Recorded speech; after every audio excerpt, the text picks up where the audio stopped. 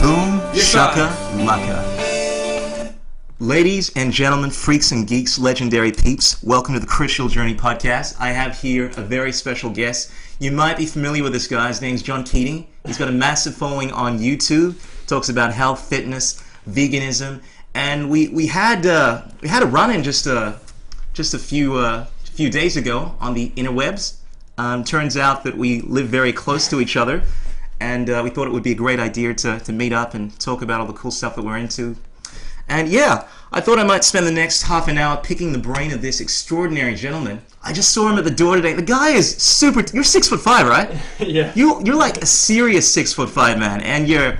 Brother, you know, like no homo, but you're looking really good, brother. Thanks. Okay, let me just make sure that this sound is working. I sometimes have a few issues with the sound, but I like to have this thing rolling all natural, whatever happens, that kind of thing. I'm going to have to upgrade my system, but let's see if we can get through this podcast. I may have to edit this a little.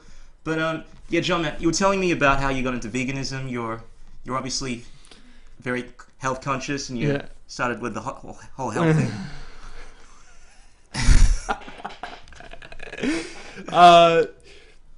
So initially, actually, I wasn't into health at all. Okay. I was like, I actually did like the keto diet, the low carb, paleo, so I wasn't into health at all. And then I came across Harley, aka Dune Rider, on YouTube. And he did a critique video of another YouTube channel, the Hodge Twins, which is another massive channel on YouTube, 1.2 million subscribers or so. Mm-hmm. And I just thought what he was saying about them having to fast and basically give up their health in order to achieve gains was I just thought that was crazy. It was stupid. Yeah, so that's how I changed to a vegan diet initially. It's basically for health reasons, because I feel like crap, doing the paleo diet or low carb. Yeah. And I guess at what point did you find out about the ethical side of things? That gradually happened. Like, I watched Earthlings and Lucent, which is an Australian one. Yeah, man, I went through that one this year. Yeah, so it's a tough one to swallow. Yeah. And it just gradually increased as I went along. The more ethical side, the animal side, and even the environmental side after. So, yeah. Gotcha, man. I noticed you have a tremendous knowledge when it comes to health. Are you studying this stuff? Yeah, well, I studied... I only actually studied a few units at university while I was doing my commerce degree, because I decided in the second year that I didn't really want to do commerce, so I ended up doing nutrition units for the whole rest of the course. And so, now I'm doing exercise sports science. Not sure if I'm going to continue that, but for now, that's what I'm going to do. I'm going to do nutrition major as a part of exercise sports science. So that's perfect, man. That's perfect. Because it's really cool to listen to someone that has such a detailed understanding of nutrition. I tend to ramble on about philosophical reasons as to why I'm against animal agriculture and all that kind of stuff. And I found over the last few months I've had to learn a lot more about the medical side of things, because it always comes up. People make arguments like, no, you need meat to be healthy, and I can't just say, no, you don't, because of the fact that I'm alive and I'm healthy. I need to add a bit more nutrition to support that. But I noticed that you and Vegan Gains tend to apply a lot of medical science towards. Do you think that's the best way to change people's perspectives on this, to focus on the health and the science? To be honest, I'm not sure. I don't think anyone is.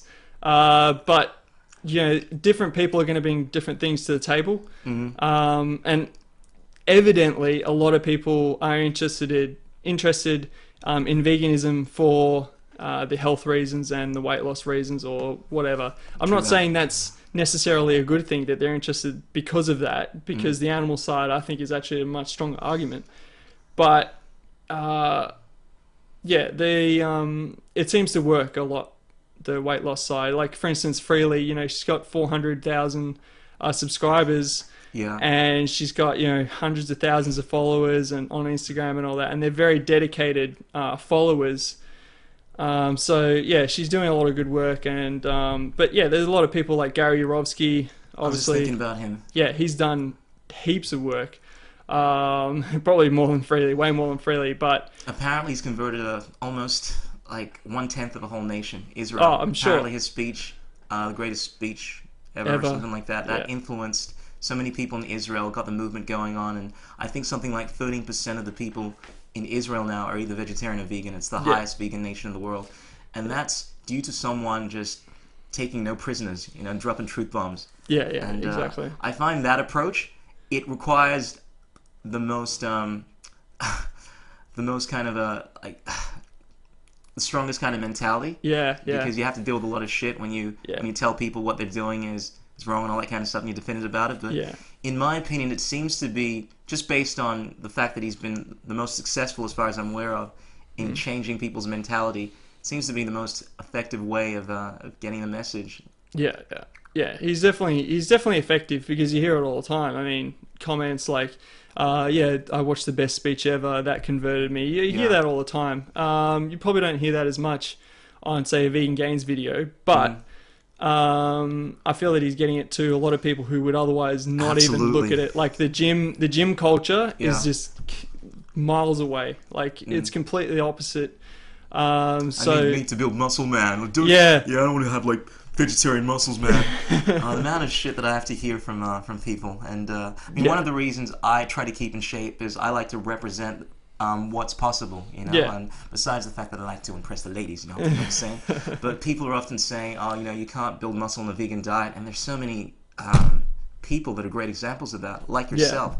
And I guess one of the best things to do is to be the change that you want to see. Yeah, that's right. Yeah. But let's speak about Vegan Gains for a bit, because this guy has been blowing up the interwebs when it comes to health, fitness, and the whole vegan movement. Yeah, definitely.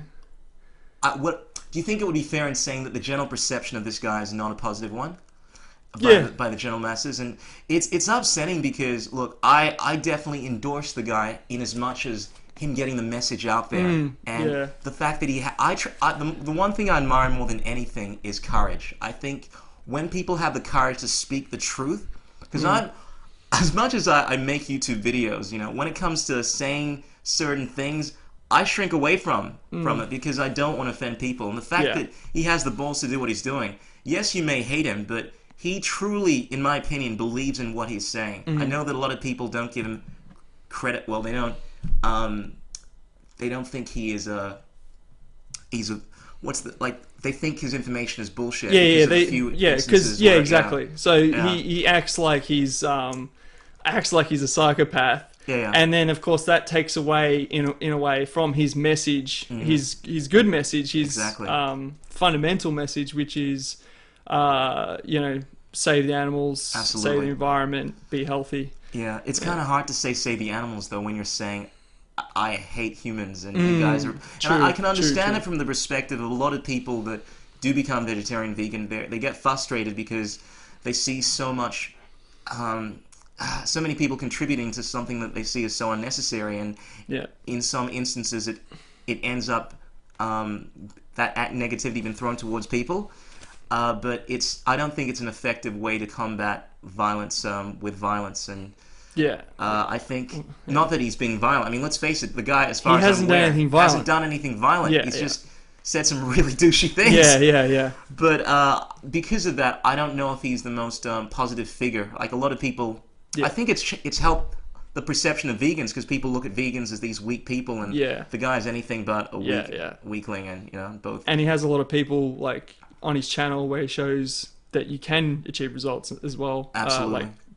Obviously, he's not the biggest person. We're not the biggest people. We're just healthy and fit. But there are people out there who are massive bodybuilders, like Patrick Baboumian. And there's Mark Duplass, whatever his name is, as well. Absolutely. The bodybuilder. There's so many examples. In fact, one of the great things I noticed on your YouTube channel was you had this video that outlines all of the vegan bodybuilders out there. And we were just talking about this earlier, but I've used that as my a scene from that as my outro to a lot of the YouTube videos I make on my channel. And just to show people what's possible as far as health and athletic performance goes. And I feel as if the perception is definitely changing because of people like yourself. Yeah, it definitely is changing. Like I saw on the other day, one of the comments is one of the top rated comments on, I think it's Bar Brothers YouTube channel. They basically do calisthenics workouts, and it's like the vegans are taking over, and it's pretty much. I wouldn't say they're taking over, but it's kind of the idea is kind of infiltrating all aspects of YouTube, especially. Absolutely. And maybe pop culture. Maybe not so much like in day to day, like. Oh, maybe in day to day. I don't know a lot more vegan friends. A few years as well. ago, people didn't even know what the term vegan was. Now we see the most dominant people in the pop industry, like Beyonce and Miley Cyrus. They're not very good examples. Well, they're not good examples. That is true. But it's getting out there. But I respect the fact that they have at least endorsed veganism, and because they have such an influence, it's changing the young minds out there. Yeah. In fact, one of the reasons, I mean, like, actually, that's not true. I was going to say the reason I want to be a successful performer is to influence people, and pave the way towards a new generation of compassionate people. But I just want to get lots of girls, man. But I love performing. It's my passion. But it's difficult because I feel such a tremendous sense of compassion towards animals, and I want to do what I can to kind of change the mentality that society has towards them, and I feel as if they're somewhat contradicting each other, because pop culture is all about being popular and appealing to the masses, and when you tend to be doing things that are not in line with the general public, a lot of people tend to dislike you and shun you. So it's kind of this battle. I term it art versus art, or art versus activism. Yeah. In fact, I did a podcast with that title, and I think it's a difficulty in anything, regardless of whether or not you're a vegan or you're a Scientologist or you're whatever it is that you do. You're always going to be doing something that puts you at odds with the general public, I would imagine. Exactly. Particularly if you're trying to pave the way, and it's about trying to maintain your integrity and still trying to thrive in, I guess, an industry. Yeah, exactly, and that's. The thing is, with veganism, it's getting to a point now where there's actually a fair bit of money, I suppose, in it, and there's actually a fair bit of popularity. So, maybe 10 years back, it would have been a lot harder, and there wouldn't have been so much talk about veganism. But now I think it's getting to the stage, almost like a critical mass stage, where it kind of just spreads quite quickly.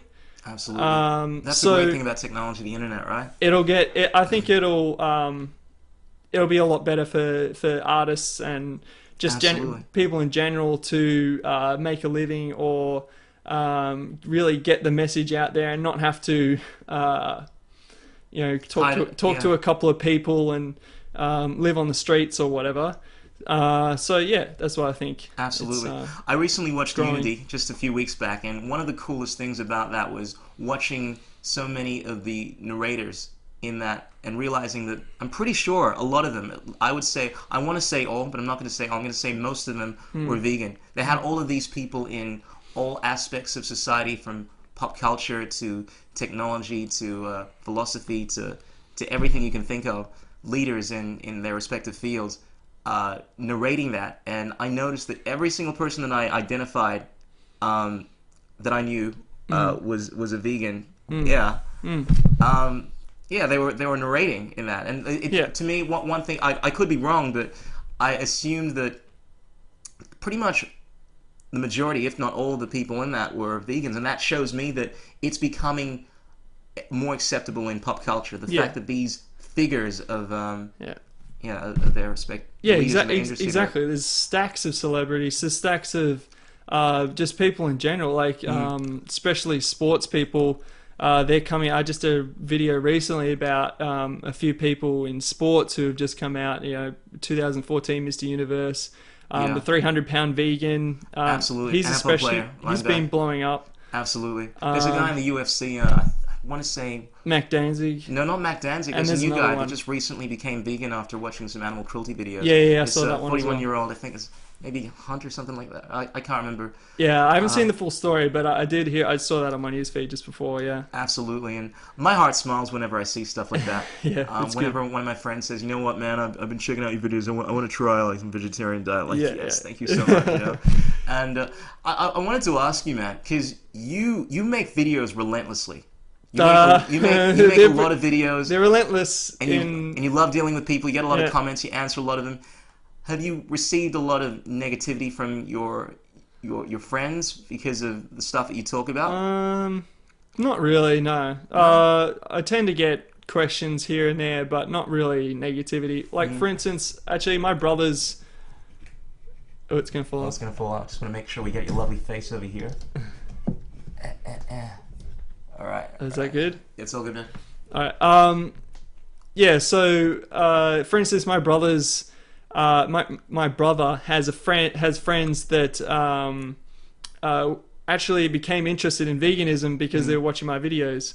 So I suppose friends of friends have been interested, and also when I went swimming just yesterday, there was actually a receptionist there, and he actually went to school with me, and he's on my Facebook friends, and he's like, "Hey man, I know you," and he's like, "I've been watching your videos. I've been trying to go vegan." That's the coolest thing. It's so the coolest thing when you it's hear really someone. good. Yeah. And I find that whereas it may be a challenge to influence your close friends and family, Yeah. I find it's a lot easier to have influence on people you don't know. Yeah, definitely. Why do you think that is? Because I find I ask every vegan that I know of about this, like how they've been able to, or if they've had any luck influencing their friends and family, and for the most part, most of them struggle. I know one guy, he's the most hardcore, hardline activist I've come across, and I love being around people like that because they challenged my ethics. He got me to take it up a notch. I was making weak arguments like, I don't see the point, seeing a problem in drinking, milk if you've like asked the cow, can I get milk? And the cow's like, okay.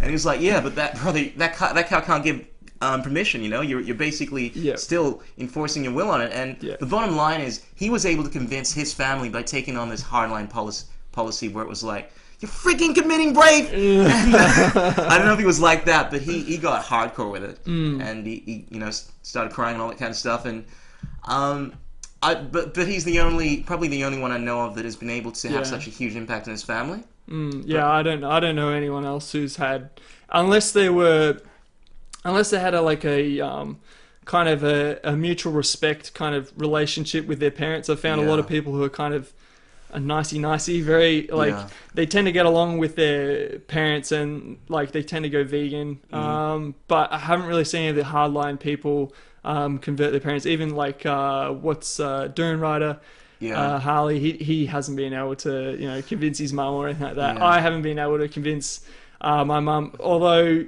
they don't use cow's milk anymore. They use soy milk. Oh, well, that's you mentioned that's a huge improvement. Yeah, that's a good improvement. But like she'll still have like cheese when she get home. She doesn't even care. She'll have like cow's milk, whatever.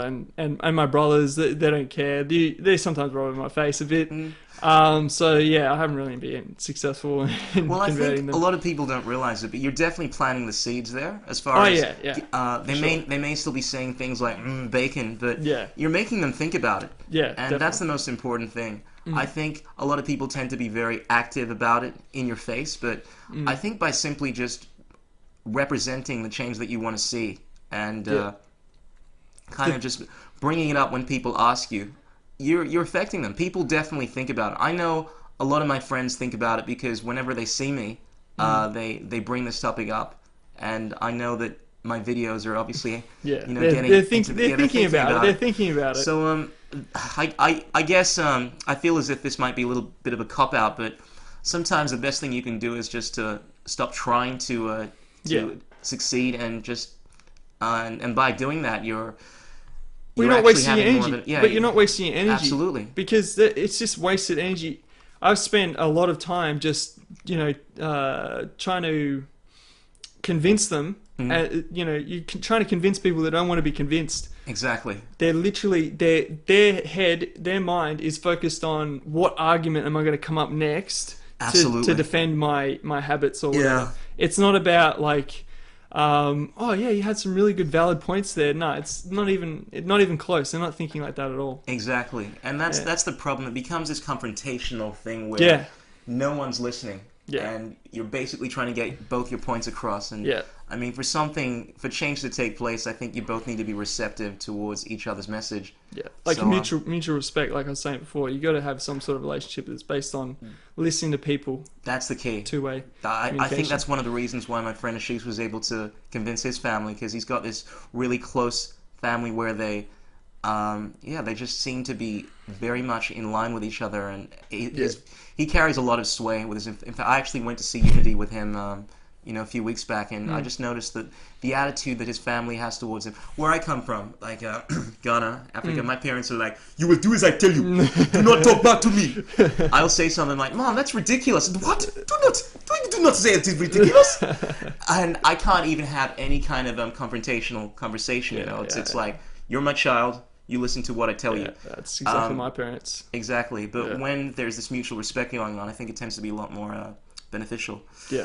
Yeah. But Paisan, I wanted to keep this thing nice and short, brother. Yeah. I did want to mention, though, I noticed that one of the videos I checked out, you're a fan of, you used to be a fan of playing computer games, right? Yeah. You talked about how you used to be pretty much addicted to games. Oh, And yeah. I come from the same ballpark. Yeah. I've spent way too many hours at times playing computer games, and Yeah, brother. Do you still dabble with the games here? No, I literally I'm doing a health subject right now. I'm actually working on a journal. We keep a journal, and we have to think of. Anyway, we keep a journal, and my journal is about computer game addiction. Okay. And I want to keep off the computer games because 8% of people become addicted to computer games. 8% of the population. And basically, I feel that you can't just do that in moderation. It's kind of like a smoking habit or an alcoholic. For me, Yeah.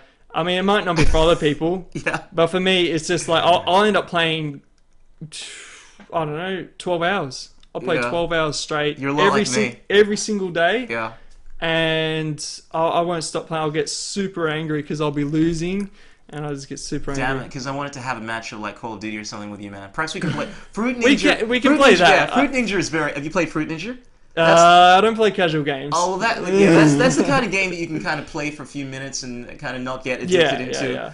I kind of look at it from the perspective that if I'm not, you need a form of relaxation. Like to True. me, it's almost like meditation. You know what I mean? True. Just to numb your mind. Yeah. Like I find that the best ways to deal with any kind of anxiety or any kind of issue that you're dealing with are one, to be above the mind, where you try to get yourself into a state of mind where you're thinking, you just through sheer discipline, you train yourself not to be affected by whatever it is that's going on in your mind, or you can just numb your mind by flooding it with boring, mindless activity, like playing computer games, listening to comedy where you're not thinking about the problem.